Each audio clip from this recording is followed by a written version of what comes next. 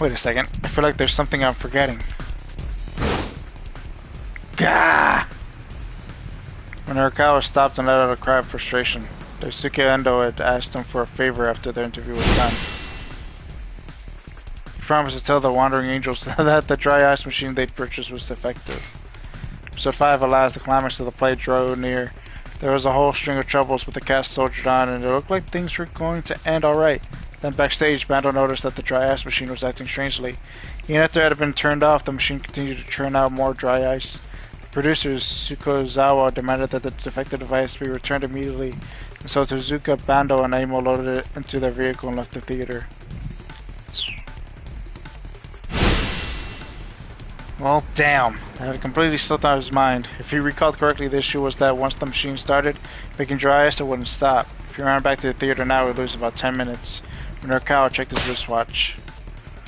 The lone people would be coming by the editing office before too long. He needed to prove to them that next month's issue for four-star General Gossip was well underway, or else they'd refuse to wait any longer for repayment.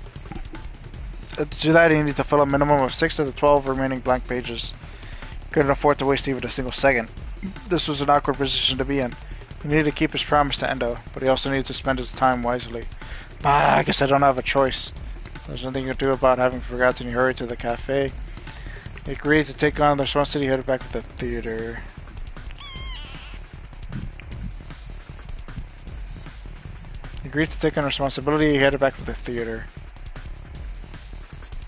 When he got there, he flagged down the first guy he saw to tell him about the dry ice machine. Hey, make sure you remember what I'm about to tell you, okay? The dry ice machine is broken. The man stared back at him blankly when Minorikawa just forced ahead. Got it? Dry ice machine is broken. It needs to go back to the electronics store. Make sure you let the folks in charge here know. His obligation met, he hurried back to the cafe to get back to work on his copy. Along the way, he caught sight of a young couple running. They seemed like an odd pair. The girl looked prim and proper, while the boy struck him as a bit thuggish. In fact, the boy's clothing was very much in the style worn by Shibuya street gangs. Maybe you know something about SOS. Hurrying to cross the path, Minorikawa called out to the pair. Damn it! Hey, mind if I ask you something? Have you heard of SOS? The pair stopped, eyeing him warily. The young man spoke. Yeah, why do you ask? Do you happen to be a member yourself? No, not anymore. Well, if the kid had once been part of the group, he ought to be able to provide some background anyhow. Minorikawa took a step closer to the couple, formulating his next question. They didn't stick around to hear it. Let's go, the young man said, and a moment later he and the girl were running away. Ah, hey! The pair paid him no heed, and all that they had vanished down an alley. The story about SOS would have to wait till later then. Well, I screwed up. So I'm supposed to just go to the cafe then? Damn. Minorikawa hurried into the cafe, wasting no time. He sat right down and plugged his laptop into the nearest power outlet. He plunked himself down on the floor and hit the computer's power switch. The waitress gave him a disapproving look. Sir, I'm afraid you can't sit there. Well, it looks like your tables are full. I'll make do here. Well, being able to make do isn't really the issue. A coffee, please. Just do whatever you want. The waitress turned away and started vacantly up at the ceiling. You know, a person can only get away with being obnoxious for so long. Sooner or later, someone's likely to call the police. When Minorikawa looked up from his work, startled to see the burning hammer salesman standing over him. You're Mr. Yanagashita. Thank you so much for stopping by earlier. Are you going to write your article here?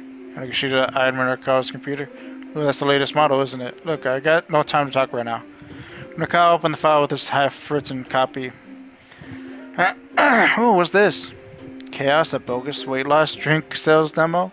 Yanagashita read the copy aloud. The organizer, Junichi Yanagashita, didn't merely have a whiff of deceit about him. His breath also stunk. Sounds good, Minorikawa asked. I wanted to make sure I gave an accurate impression. Well, I love what you've done with it. This is a great copy, fantastic. Yanagashita turned to look at him with a manic grin. Yeah, isn't it? In a flash, Yanagashita's face went from grinning to livid. Like hell it is! You think I'm gonna just let you write something like that? God. Snatching up the computer, Yanagashita bolted out of the cafe. Hey, get back here! Minorikawa leapt to his feet and rushed off in pursuit.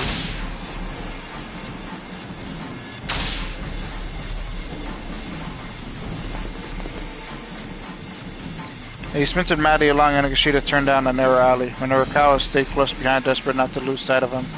His quarry began to weave his way through the back alleys of Shibuya. This guy clearly knew his way around town. By Miyashita Park, they zipped up onto a pedestrian bridge. Just where the heck was this idiot going? Halfway across the overpass, Nagashita suddenly stopped. Oh, he's gonna throw it. Confused, Minorikawa stopped as well. Give me that back, he called. Uh-oh. The next moment, Nagashita flashed a mocking grin and dangled the laptop over the railing. Uh-oh. Minorikawa lunged toward him, but it was already too late. The laptop left Nagashita's hand and went spinning down through the air. Then as the two men struggled, Nagashita himself toppled over the railing. Without hesitating, Minorikawa jumped down as well. Oh, what? Shit. Oh my gosh. Minorikawa landed hard. As he struggled to regain his breath, he looked around and saw Nagashita beside him.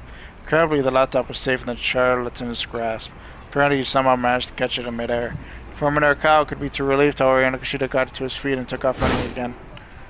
Get back here, you little weasel! I don't think so! This Nagashita guy was infuriating. That, and he was really fast. Minorikawa considered himself a decent runner, but he couldn't manage to gain on Nagashita. If running away was a competitive sport, the guy would be a world-class superstar. As he ran along, a peculiar thought occurred to him. Hold on a minute. If he hates my copy that much, shouldn't he have wanted my computer to break? Why'd he go out of his way to catch it like that? It made no sense at all. Hey, Minorikawa shouted between gasping breaths. What are you planning to do with my laptop? Nagashita glanced back at him. Gonna sell it. Sorry about this. What? Minorikawa was taken aback. Consider it compensation for defamation of character. In the civil sense, the act of unlawfully damaging another person's character or reputation in the public eye. In the criminal sense, the act of disseminating damaging facts about an individual to an unspecified large number of people. Come on, get real. Can't be defamation if the article hasn't run yet. Consider in advance the compensation. It was so nonsensical and made Minorikawa's head hurt. Now at least he knew why Nagashita dived under the computer. The thief continued to weave his way through the side streets. His speed didn't diminish in the slightest. Damn it, this guy has too much experience running away. Yep. Minorikawa's stamina began to fade and finally he lost sight of his quarry. But that didn't mean he was ready to give up the search. There were articles on the computer that were right on the verge of completion. Whatever it took, he had to get it back. Nagashita had said he was going to sell it. Where could he be headed then? Probably he was headed to the sales demo venue. Probably he was headed to the Knick-Knack shop. I want to say Knick-Knack shop, considering that's where I caught him with Maria. Probably he was headed to a Knick-Knack shop. Minorikawa recalled seeing one near the Burning Hammer demo site. He also recalled seeing a poster outside the place that read, "We buy computers at top prices." I kind of forgot about that. Damn, the guy had led him on a wild goose chase. That shop was surely where he was going to sell the laptop. Gulping a deep breath, he headed in that direction.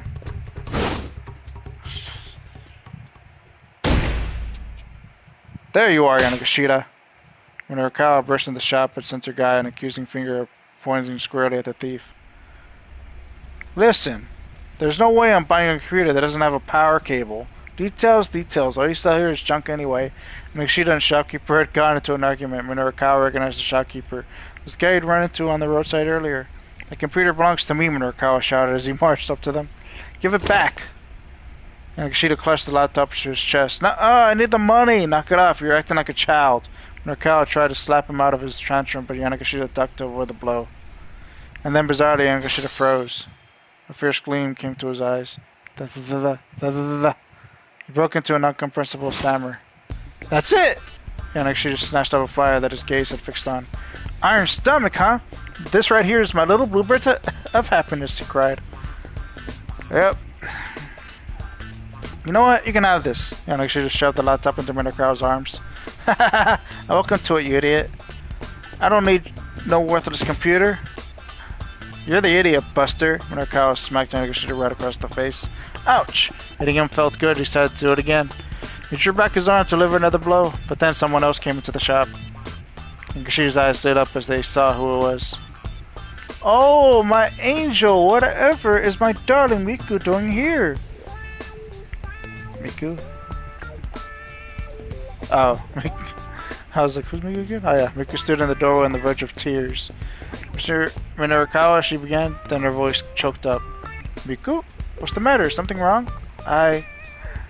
Miku drew in close to Minorikawa's side. Huh? Huh? Yanagashida's gaze darted back and forth between Minorikawa and Miku. You two know each other? Sort of. More to the point. Is she the girl you said you were in love with? That's right, the one and only Miku. I have her entrance music set as my ringtone. Paying no heed to Yanagashida's excitement, Miku kept her eyes fixed on Minorikawa. I lost to a girl who knows Aiki Jujutsu. I lost! She buried her face in Minorikawa's chest. Yanagashida let out a gasp. What's this about? What in the what is this all about? He seemed on the verge of panic. Mr. Minorikawa, I need to learn Aiki Jujutsu? I feel so ashamed. She buried her face even deeper into Minorikawa's chest. That's so unfair! With tears in his eyes, Yanagashida darted out the door. Minorikawa glared after the pathetic fellow as he scampered off. The guy sure knows how to make advantage of a bad situation. Give him that, he murmured. Can't let him get away. I'm gonna catch him and find him over to the place, and now I'm just glad I got my partner back. The second one. Yeah, I'm glad I just got my partner back. Ordinary to be inclined to pursue Yanagashida and subject him to raid at the very least, but there was no time for that now. Explained the situation to the shopkeeper, who flashed a sympathetic smile. Ah, is that so? Lucky for you, screwed up then. Much as I'm happy to do business, I just can't buy a computer that doesn't come with its accessories. So you'd have bought it from him if he had the accessories? Of course. Stolen or not, it's the same one. So I've sold it. Shopkeeper chuckled unapologetically. I suppose that's true. Minorikawa laughed along with him. Yeah, all the same. Like how it is, he roared. Shopkeeper froze like a startled rabbit. I bet everything you have for sale here has been stolen, hasn't it? Don't be ridiculous. I warn you up front, there's no use hiding things from me. I've interviewed you after all. I know you. Shopkeeper's getting more and more flustered. Well, I mean, look, this is just between you and me, okay? Sometimes I go around gathering stuff that people have lost and sell it here. But it's not stolen, just repurposed. There's nothing wrong with that, right? Shakira smiled ingratiatingly. You moron! Minorikawa struck his finger at the man's face. Selling lost property is a serious crime, too. Potential violation of Article 254 of the Penal Code of Japan regarding embezzlement of lost property, which states a person who embezzles lost property, drift property, or any other property which belongs to another person and is in no one's possession shall be punished by imprisonment with work for not more than 1 year, a fine of not more than 100,000 yen, or a petty fine. It is? Well, I mean, I guess I sort of figured it might be sometimes. Well, I'm not the police. I'm more into curiosity than legality. I like to find this all pretty fascinating. I mean, what sort of things have you gathered up for sale? Well, let me see. Like this and that and that and that. The man pointed to various items on his shelves. And also this and that and that and that and that, I guess. Minorikawa's eyes were directed all over the plush shop. Everything the shopkeeper had pointed out at a hefty price tag. And you're actually able to sell things like this? Minorikawa asked. Sure, I can sell stuff. Earlier today, someone bought a big necklace. I listed it for 40,000 yen, but I discounted it down to 30,000. You can still make a profit even offering discounts? Sure, I mean, it was just something I found lying on the ground, after all. Minorikawa looked back at him, and for a moment he laughed as well. Then his face turned hard. This is no laughing matter, he bellowed. You need to stop what you're doing right here, right away. Otherwise, you're going to find out what it's like to get punished by my pen of justice. I'm so sorry, shopkeeper bowed repeatedly. Minorikawa glared. The truth was that right now he was so busy he'd had to let this guy slide. So this whole asinine affair had eaten up a big chunk of time he didn't have to waste. He was going to have to finish up his copy back at the editing office. Laptop in hand, he left the shop, only to stop short when a slight figure stepped out in front of him. Mr. Minorikawa. Miku stood there bearing his path. Please introduce me to a dojo where I can learn Aiki Jujutsu. I'm sorry, I really don't have time for this right now. Minorikawa tried to hurry onward, but she stubbornly refused to let him pass. You introduced me to that other dojo before, remember? I suppose so, now that you mention it. He tried to slip by her on her right-hand side, but she was quick to block him. Oh, you're the one who introduced me to the world of martial arts, Mr. Minorikawa. Well, yes. You know you're putting me in a big bit of a bind here. Trying to slip by on her left was a no-go, too. She could anticipate his every move. Please just hear me out, Miku said. She was speaking through quiet sobs now. I can't stand to leave things like this. She looked Minorikawa right in the eye. So you just have to persevere until you're able to win again. This is a good opportunity for you. You can find something to do with yourself that isn't martial arts. Really don't have the time to have this discussion. So I can't help her out. Second one. This is a good opportunity for you. You can find something to do with yourself that isn't martial arts. What? You were the champion of that one pub, right? Maybe now that you're done with that, you should find a more girlish line of work instead. Ricky began to tremble. Oh, you jerk! Ricky delivered a blindingly fast slap to Minakawa's cheek. Why'd you have to put it like that? You're so mean! Bursting into tears, Miku ran off. Hey, Miku! She gave no sign she'd heard him and didn't turn around. Minorikawa rubbed his cheek and stung. For once, he actually regretted what he said. Maybe he shouldn't have assumed she'd be willing to just give up her hobby. He did in fact know of several Aikijujutsu dojos, and why did you just tell her? If only at the time he could have introduced her easily enough. Damn. Checking his watch, he saw that he only had 30 minutes to change until 4 o'clock. There was no more wiggle room at this point. These articles need to get written and fast. He needed to get back to the editing department, and yet... Oh, damn it, all to hell, I can't get work done like this. Minorikawa broke into a run, but he didn't run for Heaven Publishing. Instead, he went after Miku. Huh. Another keep out.